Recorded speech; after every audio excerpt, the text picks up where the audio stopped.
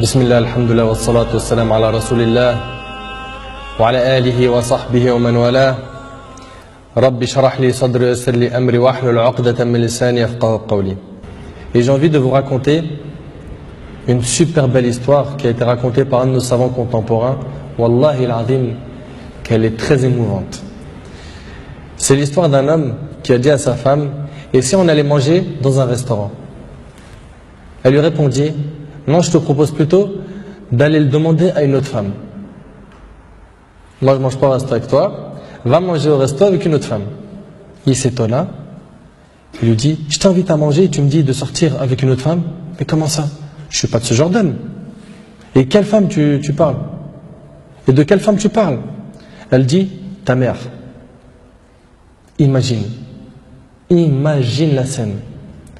Ta mère, je renonce aujourd'hui à ton invitation pour que tu invites ta mère.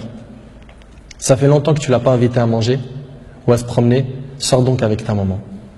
Il lui a dit qu'Allah te récompense.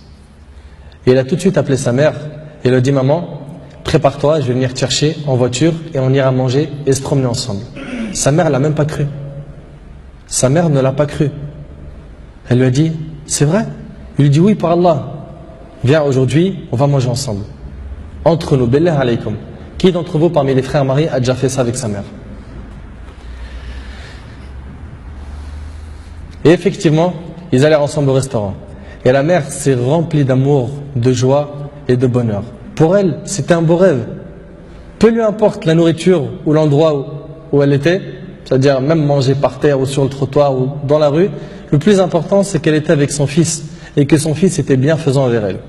Et qu'il ne l'a pas oublié, qu'il ne l'a pas négligé en s'occupant de sa femme et de ses enfants, et elle passa un jour avec lui qui était l'un des meilleurs jours de sa vie.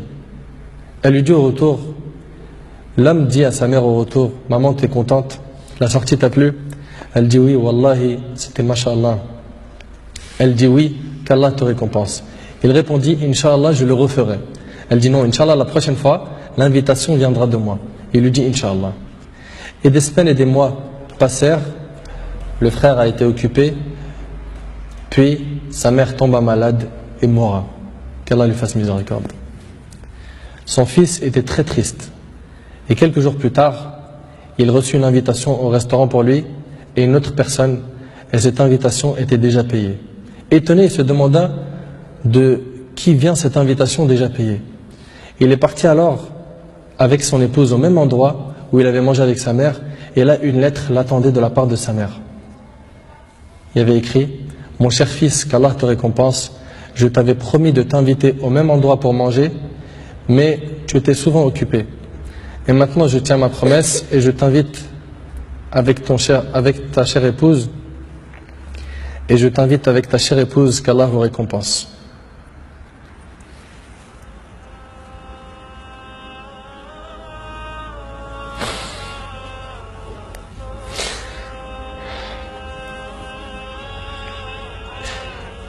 Wallahi mes frères, la valeur de la mère elle est très sacrée. Faut pas la mettre en colère. Cette histoire d'amour entre cette épouse et sa belle-mère est magnifique. J'espère que nos frères et sœurs vont tirer des leçons de ce genre d'histoire d'amour entre les épouses et les belles-mères et d'essayer de reproduire ce qui s'est reproduit dans cette histoire. C'est qu'après le décès de la mère qu'on connaît sa valeur.